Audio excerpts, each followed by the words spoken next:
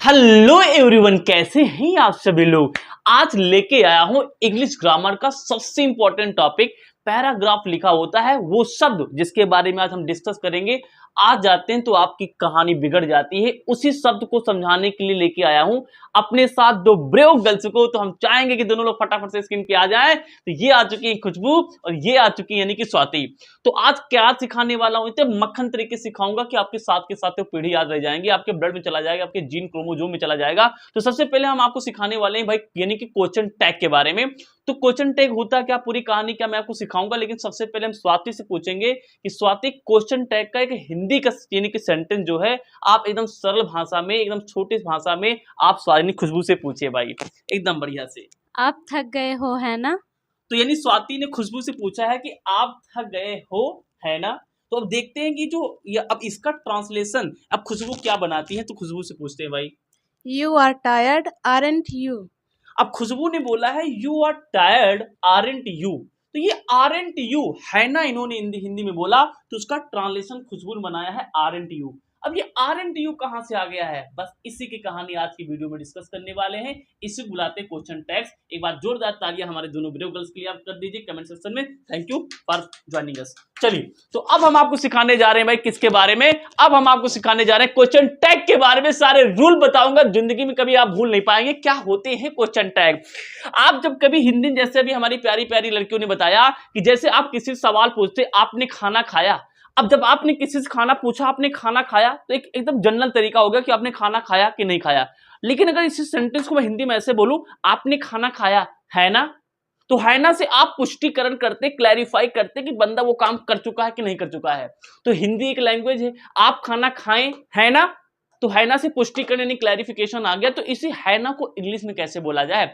तो पहली चीज ये समझ लो कि ये जो है ना इसी को बुलाते हैं क्वेश्चन टैग। अब इसी के इंग्लिश को आज हम आपको सिखाएंगे।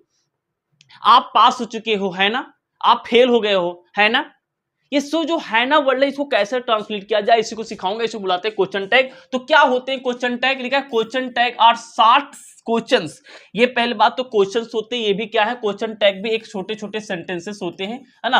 क्वेश्चंस होते हैं added at the end of the sentences.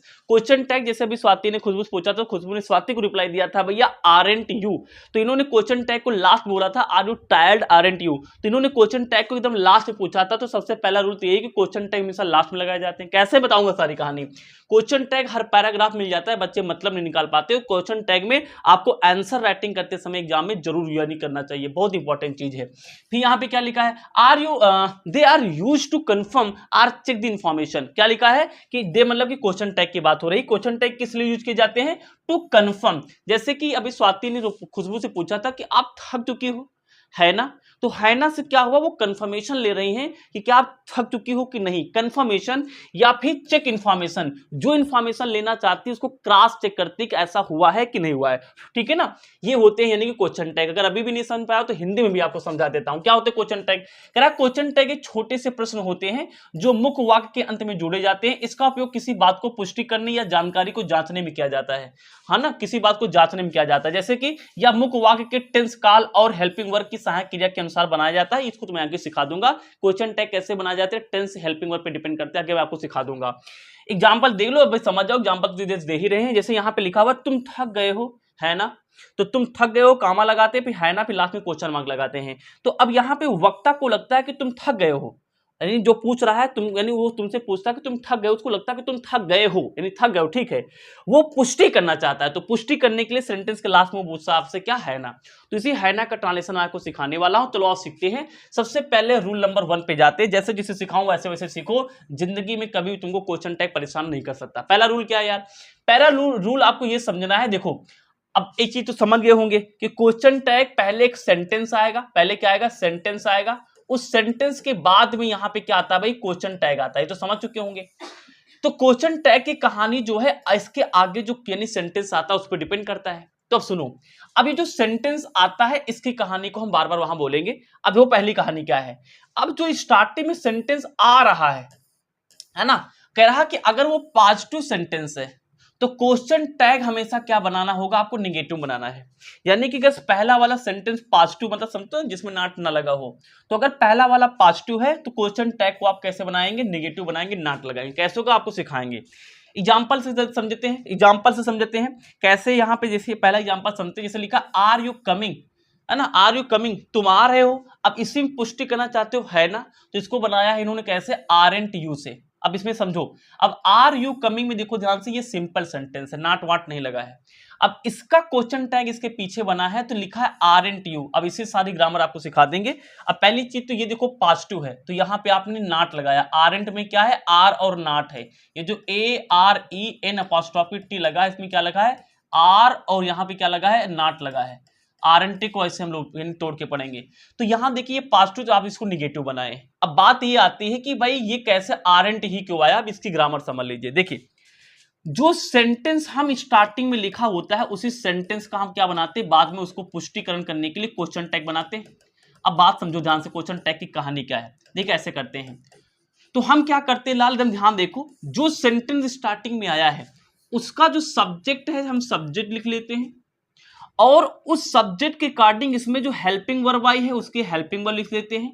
अब इसे हेल्पिंग वर्ब में क्या लगाते हैं, स्टार्टिंग में नॉट लगाते हैं। ये अपने पास क्या है, एक जनरल स्ट्रक्चर होता है किसी भी क्वेश्चन टैग को ट्रांसलेट करने का। क्या बताया, फिर से बता दे, जो स्टार्टिंग का सेंटेंस है उसका चेक करो उसमें हेल्पिंग वर्ब क्या आई है, हेल्पिंग वर्ब लगा लो।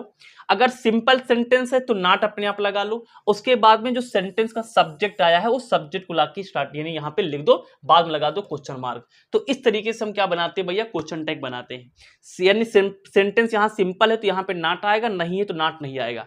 अब एक सवाल बच्चे पूछते हैं, क्या सर इसको हम आर नॉट यू लिख सकते हैं, नहीं, इसको आप शॉर्टकट में ही लिखेंगे, आर एंट ही लिखेंगे, आर नॉट यू नहीं लिखेंगे, ठीक है ना। आओ अब समझ गए होंगे कहानी क्या, सिखाते हैं। जैसे यहां क्या लिखा, सी सिंग्स वेल, कौन सा टेंस है ये टेंस कौन सा है, प्रेजेंट का इंडेफिनिट टेंस है। अब प्रेजेंट का इंडेफिनिट टेंस की हेल्पिंग वर्ब क्या होती है, सब्जेक्ट के अकॉर्डिंग यहाँ पे हेल्पिंग वर्ब आएगी, क्या होती है भाई, सी है तो यानी कि ड जाएगा। तो लिखा सी सिंग्स यानी कि सिंग्स वेल, तो पहली बात तो सिंपल सेंटेंस है। अगर सिंपल सेंटेंस है तो कहानी समझ में आती है कि इसमें क्या आएगा, ड जाएगा। तो पहले मैंने क्या लिखा यहाँ पे, पहले मैंने यहाँ पे लिखा है हेल्पिंग वर्ब, देखो ध्यान से हेल्पिंग वर्ब लिख दिया। अब ये सिंपल सेंटेंस इसलिए इसमें क्या लगा दिया, बीच में देखो ध्यान से नॉट लगा है, तो इसका सब्जेक्ट क्या था यहाँ पे सी, यहाँ पे सब्जेक्ट लगा दिया। बस इसी तरीके से सारे ट्रांसलेट होंगे, बाद में क्वेश्चन मार्क। अब टेंस आता होगा आपको, मुझे पूरा विश्वास है, टेंस नहीं आता हो तो टेंस की वीडियो बना रखी है, उसको आप देख लेना। टेंस आएगा तभी ये कर पाओगे, टेंस नहीं सिखाएंगे इस वीडियो में, बहुत क्लियर बात बताते हैं। सेकंड टाइप समझते हैं, कह रहा कि नेगेटिव सेंटेंस, अगर स्टार्टिंग वाला सेंटेंस नेगेटिव है तो कह रहा कि क्वेश्चन टैग हमेशा आप पॉजिटिव बनाएंगे। एग्जांपल देखते हैं, जैसे यहां पे लिखा हुआ है they don't like coffee, they don't like coffee, आप पूछना चाहते हैं वे कॉफी नहीं पसंद करते हैं, है ना, हिंदी में है ना ही बोलेंगे, लेकिन कहानी समझ लो। अगर आपने पहले ही नहीं लगा दिया तो बाद में नहीं नॉट लगाने की कोई आवश्यकता नहीं। अब देखो ये कौन सा टेंस है, प्रेजेंट का इंडेफिनिट टेंस है। अब यहाँ पे हेल्पिंग वर्ब कौन है, साफ साफ दिख रही है यहाँ पे डू है, तो अगर हेल्पिंग वर्ब डू है तो यहाँ पे हमने डू लिख लिया। अब नॉट स्टार्टिंग में लगा तो नॉट लगाने की आवश्यकता नहीं है। सब्जेक्ट देखो क्या है, दे, तो यहाँ पे दे लगा लिया, तो यानी कि they do they question mark. He isn't your brother, यानी वो आपका भाई नहीं है ना, तो है ना कैसे बोलेंगे समझ गए होंगे। इसकी हेल्पिंग वर्ब इज लगा लिया, सब्जेक्ट क्या है ये लगा लिया। आइए आगे देखते रूल नंबर 3 क्या लिखा, ये क्या आ गया, बलम हुआ के बलम। तो क्वेश्चन यहाँ पे रूल नंबर 3 क्या है, use the same helping verb is am. अब क्या कह रहा है, देखो वही पीछे बता के आ रहा हूं, कह रहा है क्या कह रहा है, क्या कह रहा है, कह रहा है कि जो सेंटेंस की हेल्पिंग वर्ब है, जैसे यहाँ पे 4 सेंटेंस अभी तक हमने डिस्कस किया है, अभी तक कितने सेंटेंस डिस्कस किया, 4 सेंटेंस डिस्कस किया है। तो कह रहा है इन चारों सेंटेंस में जो हेल्पिंग वर्ब आई है वही सेम हेल्पिंग वर्ब जब हम क्वेश्चन टैग बना रहे होंगे तो उसमें आएगी। जैसे यू आर में आर हेल्पिंग वर्ब, देखो क्वेश्चन टैग में आर आया है, यहाँ पे हेल्पिंग वर्ब नजर नहीं आ रहा है लेकिन छुपी हेल्पिंग वर्ब क्या है, डू डज है, तो डज आएगा क्योंकि सब्जेक्ट सिंगुलर है तो यहाँ पे डज आया है। यहाँ पे डू हेल्पिंग वर्ब, देखो यहाँ पे डू आया है, यहाँ पे इज है तो यहाँ पे इज आया है। रूल नंबर 3 ये बता रहा है कि भाई जो यानी कि पहले वाले सेंटेंस की हेल्पिंग वर्ब वही हेल्पिंग वर्ब बनाते, यानी हम यूज करेंगे क्वेश्चन टैग बनाते समय। जैसे सी हैज फिनिश्ड द वर्क, अब यहाँ पे हेल्पिंग वर्ब तो क्या है, हैज, देखो हमने सेंटेंस की स्टार्टिंग कैसे की, हैज से की है, सिंपल, तो यहाँ पे डांट लगा लिया, सब्जेक्ट को चुरा लिया, बड़े आसान होते हैं यार। Hasn't C, they were playing, अब दे वर प्लेइंग ये सिंपल सेंटेंस, यहाँ पे क्या लगाएंगे, वर आ गया ना तो वर को लिखा, अब सिंपल तो यहाँ पे नाट लगा लिया, सब्जेक्ट को आगे जाके यहाँ पे ये सब्जेक्ट को हमेशा क्या करेंगे, पीछे जो स्टार्टिंग में लिखा उसको सबसे पीछे लगा दिया करो। वाह रूल याद आ गया, जो स्टार्टिंग में लिखा उसको सबसे पीछे लगाना है, पैसिव वाइज एक्टिव वाइज जैसा कुछ है।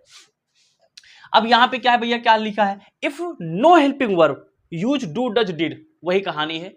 दो ऐसे टेंस है जहां हेल्पिंग वर्ब दिखाई नहीं देती, तुम्हें भी पता होगा, टेंस पढ़ रखे हो भाई, प्रेजेंट का इंडेफिनिट टेंस का सिंपल सेंटेंस और पास्ट का इंडेफिनिट टेंस का सिंपल सेंटेंस, वहां पे कहां हेल्पिंग वर्ब दिखाई देती है।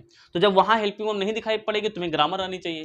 तो वहां पे कह रहा है कि जब हेल्पिंग वर्ब न दिखाई पड़े तो तुमको डू यूज करना है टेंस के अकॉर्डिंग, डज यूज करना है तो डिड यूज करना है। जैसे कि ही प्लेज क्रिकेट, अब इसमें कहीं दिख रहा है डू डज, लेकिन पहचानो, देखो मेन वर्ब में यस या यस लगा, कहां लगता है, प्रेजेंट के इंडेफिनिट टेंस में लगता है, इसीलिए यहाँ पे ही के साथ क्या आएगा, डज आएगा, इसीलिए यहाँ पे डज लगा, लास्ट में नॉट लगाया, फिर लगा दिया सब, यहाँ पे जो स्टार्टिंग में लिखा है उसको लास्ट में जाके यहाँ पे ही लगा दिया। ये वाला अपने आप समझ चुके होंगे। आओ अगला देखते हैं। अब पांचवा रूल क्या है, लिखा है sentence starting with let's use shall be. अब सुनो, अब ये वाले सेंटेंस सुनो, अगर कभी भी आपका सेंटेंस लेट्स से स्टार्ट होता है, लेट्स से स्टार्ट होता है तो क्वेश्चन टैग हमेशा शैल बी बनेगा, शैल बी बनेगा, शैल ओ बी बनेगा। Let's go to the park, आओ पार्क चले, है ना, कंफर्मेशन, आओ पार्क चले मतलब मन है ही नहीं चलने का, है ना, तो इसको अंग्रेजी में कैसे बोलेंगे, let's go to the park shall we. यहां पे क्या लिखा है सेंटेंस, अब ये इंपॉर्टेंट है, इसको 90% बच्चे नहीं समझ पाते हैं, इसको 90% बच्चे नहीं समझ पाते हैं। क्या लिखा है, सेंटेंस विद आई एम, अगर सेंटेंस के शुरुआत में आई एम है ना तो इसका क्वेश्चन टैग आरंट बनता है, आरंट आई। अब ये थोड़ा सा एक्सप्रेशन के टाइप पे है, जैसे यहाँ पे आई एम है लेकिन आर आया है, क्योंकि क्वेश्चन टैग में आई एम को नहीं बदला जाता, ये एक्सेप्शन है, इसको आप लिख सकते हो। ये क्या भाई, एक्सेप्शन है, ये एक अपवाद है भाई, ये अपवाद है, ठीक है ना। तो यहाँ पे आई एम को हम लोग कैसे बदलेंगे, आरंट आई बदलेंगे, ठीक है ना। जब देखिए यहां से जैसे लिखा है I am late, I am late, इसको बोलेंगे आरंट आई, बहुत लोग नहीं बता पाएंगे, इसको नोट कर सकते हो। फिर अगला रूल क्या है, सातवां सेंटेंस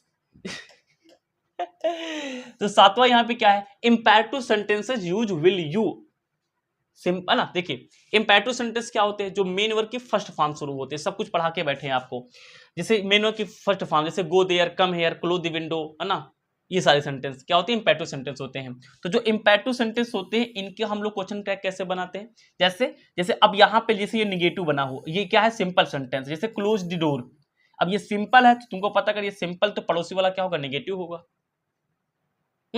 ये सिंपल तो पड़ोस वाला क्या होगा, निगेटिव होगा, ये रूल इसमें नहीं चलेगा, ये गोबर हो गया।